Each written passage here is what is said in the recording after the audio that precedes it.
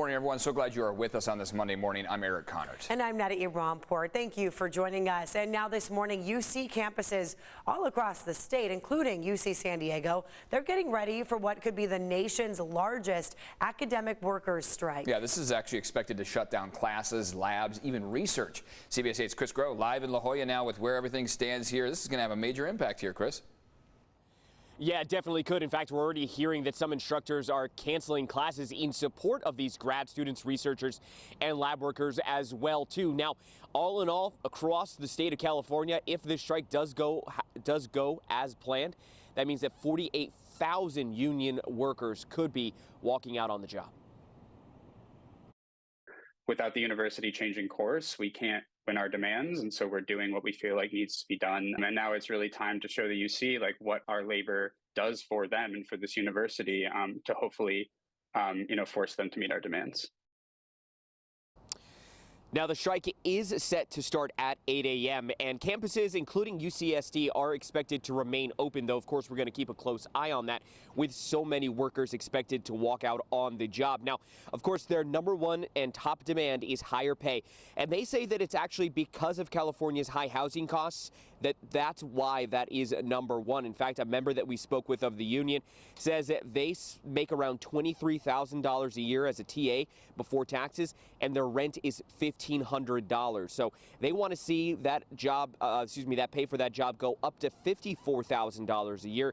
Other demands include childcare subsidies, lower tuition costs for international scholars, and a host of other benefits. Now, we did reach out to the UC system about the strikes, and they told us in a statement that negotiations are progressing, that the university is committed, the system is committed to reaching full agreements as soon as possible. Again, with these threats of strikes as well as these labor negotiations, things can happen quickly or they could prolong. They could take a long time. But of course, for full coverage on this, including what impacts, what changes might happen here at UCSD, you can go to our website, cbs8.com, to stay updated. Eric and Netta. All right, Chris, thanks. Hospitals across San Diego County are preparing to take in more patients sick with the flu, RSV, and COVID-19. So this week, they're starting to use tents to treat the increase in patients. Yeah, you'll notice some of these tents out already. We spoke with a doctor who tells us increased cases of the flu and RSV are normal for this time of year. And if you do end up in the emergency room, local hospitals say they are ready to help you. Really develop different policies and are able to be flexible with these influx of illnesses. So I think we're probably better off handling influenza and RSV than we were several years ago. Emergency room doctors say upper respiratory infections make up about a quarter of the patient visits, evenly divided between RSV, flu, and COVID. But there's still some good news. At least COVID cases are still down compared to this time last year. This morning, a man is in custody after police say he set fire to a National City mobile home park. They say 33-year-old Juan Jose Rangel set his ex-girlfriend's car on fire Saturday morning at the Happy Hollow trailer park. The fire quickly spread to her home where she, her young daughter, and elderly aunt were sleeping. It also spread to a neighboring home. No one was hurt, but at least 10 people lost their homes in this fire. Investigators say Rangel is on the surveillance footage. He could now be facing multiple charges, including arson and attempted murder.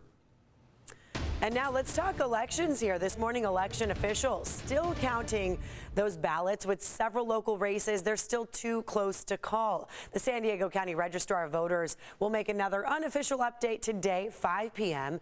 Now, on Friday, the registrar said they have about 325,000 ballots still to go. 2 more updates are scheduled for this week, so one on Wednesday, another on Friday after today's 5 p.m. update. So let's show you where our local races are. Here's where the race for California's 49th district stands right now. And at last check, you see incumbent Democratic Representative Mike Levin holding a small lead over Republican challenger Brian Marriott. You see about a 5% to 6% percentage difference there.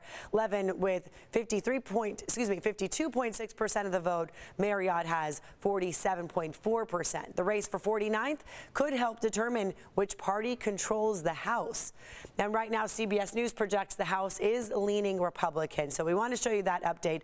The vote count ongoing in several key races. The GOP projected to win at least 214 seats. They do need 218 total to flip the chamber. Democrats will win at least 210, as you saw in that graphic, more seats than they expected.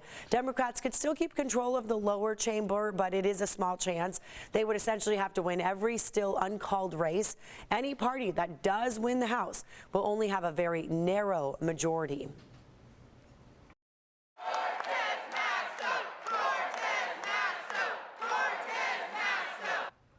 Democrats taking a victory lap this morning, celebrating that surprise win in Nevada, successfully keeping Democrats in control of the Senate. So you see those numbers. Well, Senator Catherine Cortez Masto projected to win Nevada's Senate seat, beating her Republican challenger, Adam Laxalt. Laxalt has yet to concede the race, though.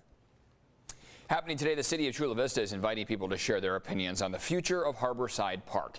It's a story we've been working for you on for months now. It comes because of growing crime and drug use at the park, including a shooting that forced a nearby school into lockdown. Right now, the park is closed. Chula Vista is still reviewing public input from the last community meeting back in late September. Today's meeting is at Harborside Elementary Auditorium. It's on Naples Street. The workshop starts at 5 p.m. Also happening today, the San Diego City Council is meeting to discuss changing the start date for sidewalk vending rules. Starting soon, street vendors and pushcart operators will need to pay a $38 permit fee every year, and they can only operate in certain areas. The San Diego Coastal Commission allows them near the beach, but some beach neighbors are upset over the increasing number of vendors. This week, Lake Miramar will close to boating and kayaking as the next phase of the city's pure water sewage recycling system gets underway. So a new 1-mile-long pipeline will carry purified wastewater from the new plant across I-15 over to the lake for storage. It's expected to take several months to do this.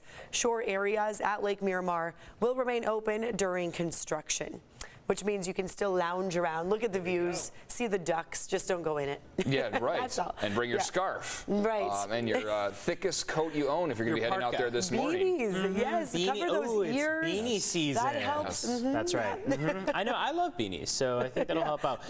That's the thing, is it feels like as soon as the sun goes down, it is just like grab the warmest jacket you can find. Dare I say gloves. I have hesitated to go that far, but I'm going to say it. I mean, we're in the 40s this morning. Grab the gloves if you've got them. Here's a live look outside. It's 6:08 right now. We're just around the start of the day. Sunrise coming in just a few minutes. And so far, we've been treated to clear conditions, but temperatures are chilly out there. We're mostly in the 40s, just hit 50 in downtown San Diego. Going for 65 along the coast by the afternoon, 67 inland. Cooler than average yet again today. However, we do have some changes on the way. So a high wind watch is going to take effect Tuesday night across the mountaintops. Winds will continue to expand across the county as a whole by Wednesday, and really across through the day on Wednesday. We're going to see those more intense wind gusts. Gusts are going to be around the 50-mile-per-hour range, sustained speeds 20 to 30 miles per hour. So it will be very breezy, and these will be Santa Ana. So they'll be coming from the east. They'll be compressing over the mountains and heating up. Wednesday, Thursday, in turn, will be warm days because of those warm winds coming our way. By the time we see those winds die down on Thursday, we're going to start to head back toward those cooler than average temperatures. So we'll see those today, tomorrow, and Friday. But Wednesday, Thursday, those Santa Anas will be active, therefore allowing for those warm afternoon high temperatures. Right now out the door, a couple spots are still in the 30s, 33 in Ramona, 39 in Escondido, and 46 in Encinitas. Traffic so far has been light on the roads. We'll take a look at what's going on there, where so far you can see there are no major crashes or collisions to get to. I'll zoom in specifically on a crash that previously was on one of the surface streets to start off the morning. This was just about 30 minutes ago. It was on Camino del Cielo at Fair Greenway. Now has been cleared by CHP, so you are back to 60 or so mile per hour speeds on both sides of the 76 there.